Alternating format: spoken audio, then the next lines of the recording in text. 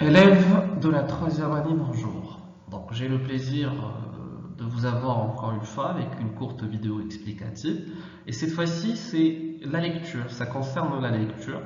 Après avoir mis à votre disposition la nouvelle Crime Circus d'Alain Mouzan, donc il s'agit bien d'une nouvelle policière. Aujourd'hui, on va tout d'abord expliquer c'est quoi la nouvelle policière, en quoi consiste ce genre littéraire, lire la nouvelle Crime Circus, la comprendre et pourquoi pas savoir rédiger et en quelque sorte pourquoi pas maîtriser la rédaction d'une nouvelle policière. Comme nous avons l'habitude de faire en classe, nous faisons une introduction sous forme de définition du genre. En ce qui concerne notre genre auquel nous sommes confrontés aujourd'hui, c'est le genre policier. Donc le genre policier est un genre littéraire dont la trame est constituée par l'élucidation d'un crime ou délit. Il est composé en fonction de 6 éléments principaux qui sont le crime, la victime, l'enquête, le coupable, le mobile, ainsi que le mode opératoire. Donc, en résumé, c'est ça, le schéma narratif ou bien la nouvelle policière, elle est constituée de 6 éléments fondamentaux. Je le répète, c'est un crime à élucider, la victime bien sûr, l'enquête qui est menée par le protagoniste principal. Il s'agit en quelque sorte d'un enquêteur, d'un détective, comme nous avons dans le cas de notre nouvelle d'aujourd'hui. Donc c'est le cas du commissaire Bouclard. Nous avons un coupable, bien sûr qu'on ne va pas pointer du doigt dès le début de la nouvelle, mais au fur et à mesure où l'enquête, bien sûr, progressera. Et nous avons aussi le mobile, c'est-à-dire la chose qui a poussé ou la motivation qui a poussé le coupable à commettre son crime, et son mode opératoire. Donc, en ce qui concerne le genre policier, donc s'il y a l'absence, si on constate l'absence de l'un de ces 6 éléments principaux, donc ça peut bien sûr euh, handicaper, comme si on peut le dire, handicaper ou bien rendre la nouvelle un peu moins bonne au niveau de la lecture. Le plus souvent, il s'agit d'une enquête policière, d'une enquête d'un détective privé. L'histoire se développe selon une chronologie inversée, puisqu'il s'agit pour l'enquêteur de retrouver ce qui s'est produit avant le méfait sur lequel s'ouvre l'ouvrage. L'intérêt de l'enquête policière, comme on le sait tous, l'enquête policière, il y a quoi dans l'enquête? Il y a l'interrogatoire. Donc interrogatoire de suspect, recherche minutieuse d'indices, et ensuite comprendre les circonstances et l'arme du crime. Le genre policier, pour conclure, est donc essentiellement bâti sur l'observation et le raisonnement logique. Pour le lecteur, le plaisir procuré par ce type d'ouvrage est celui d'un jeu, un jeu d'échecs. Par exemple, on avance des pions, il y a beaucoup de suspense, on ne sait pas qui, on soupçonne celui-ci, et à la fin il s'avère que le soupçon était faux, etc. Donc d'un exercice de réflexion et de déduction, où il s'identifie au héros tout en se mesurant. À la fois, pour le lecteur, c'est une sorte de comparaison, savoir s'il est mieux que le commissaire, en quelque sorte, s'il arrivera à trouver le coupable avant, bien sûr, le commissaire. Donc, en quelque sorte, c'est le plaisir que ça procure une nouvelle policière. C'est surtout dans un but précis, c'est celui de divertir le lecteur. Passons maintenant à notre texte d'aujourd'hui. Donc le texte d'aujourd'hui, il s'agit bien d'une nouvelle policière écrite par Alain de Mouzan. Donc, Alain de Mouzan, comme je vous ai demandé, donc c'est un auteur français euh, qui a écrit pas mal d'œuvres policières, de polars comme on l'appelle. Il est aussi un scénariste, donc à son actif plusieurs séries et aussi de dessins animés comme souvent dans les mangas. Donc aussi Alain de Mouzan fait figure principale des nouvelles et aussi des films de policiers, polars aussi. Donc Crime Circus, comme vous l'avez vu ou bien comme vous l'avez constaté, il y a plusieurs personnages. Mais le personnage le plus important de cette nouvelle, c'est le commissaire Bouclard. C'est le personnage sur lequel il va falloir énormément se focaliser, étudier minutieusement et aussi ne surtout pas rater aucun détail avancé par le commissaire pour que vous puissiez aussi de votre part trouver le bon ou bien le coupable tout simplement tout court, donc le coupable de ce meurtre. Comme nous l'avons dit dans l'introduction, donc la nouvelle policière essentiellement se base sur un crime ou un délit connu. Maintenant, on passe au niveau de la rédaction.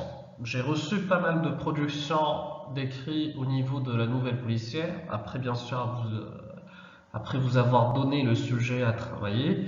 Donc la plupart des nouvelles que j'ai reçues manquent ou bien l'utilisation du procédé de la scène est absente. En quelque sorte, vous respectez la première contrainte, c'est la présence d'un crime.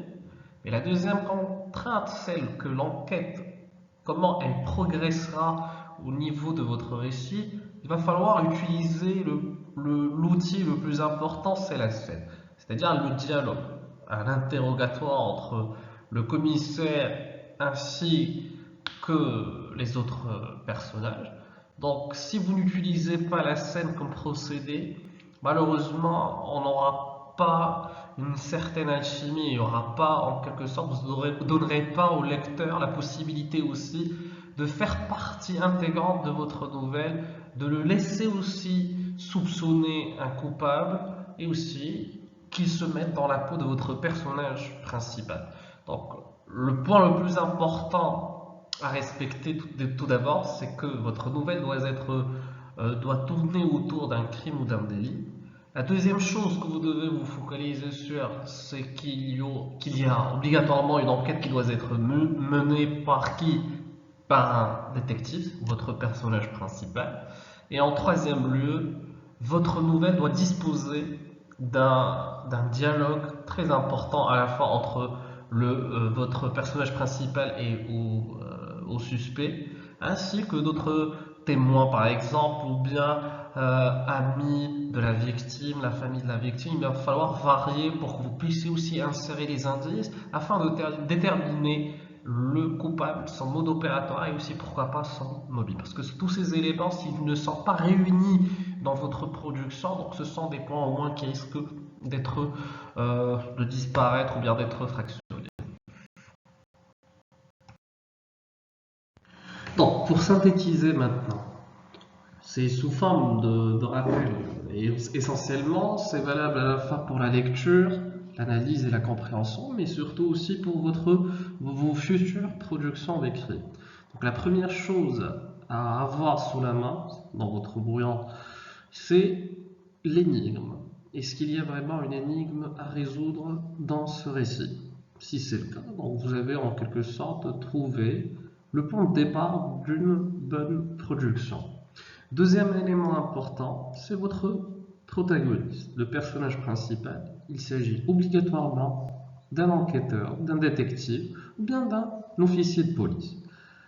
Troisième chose, le procédé de la scène. C'est un procédé de ralentissement comme nous le savons, mais c'est le moyen le plus efficace à la fois pour l'insération des indices afin de déterminer quel est le coupable. Ça permet aussi d'amplifier le suspense, de mélanger les pistes afin de donner aussi la possibilité au lecteur de deviner qui est le coupable. Quatrième élément, c'est la focalisation. En ce qui concerne la focalisation dans une nouvelle policière, c'est généralement omniscient, mais parfois on peut aussi avoir le point de vue externe afin de s'effacer, c'est-à-dire l'auteur s'efface complètement du récit. Il devient comme metteur en scène, il place les personnages et laisse faire ces mêmes personnages au déroulement de leur intrigue.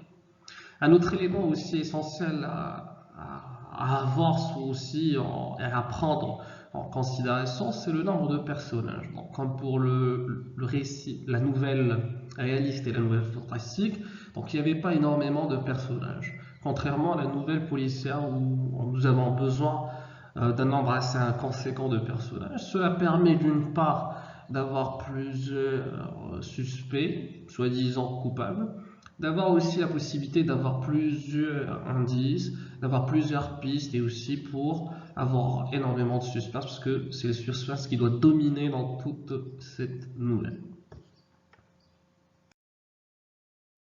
Avant de vous quitter, mes chers élèves, je vous propose aussi pour un peu tuer cette morose de confinement, et puisque nous avons aussi énormément de temps libre, donc je vous propose quelques auteurs célébrissimes du 19e et 18e siècle qui ont marqué l'histoire de la littérature avec leurs nouvelles et leurs romans à un thème policier. Donc, en premier lieu, nous avons Arthur Conan Doyle, nous avons aussi Edgar Allan Poe, nous avons Agatha Christie et je vous propose aussi, pourquoi pas, de regarder les vieux films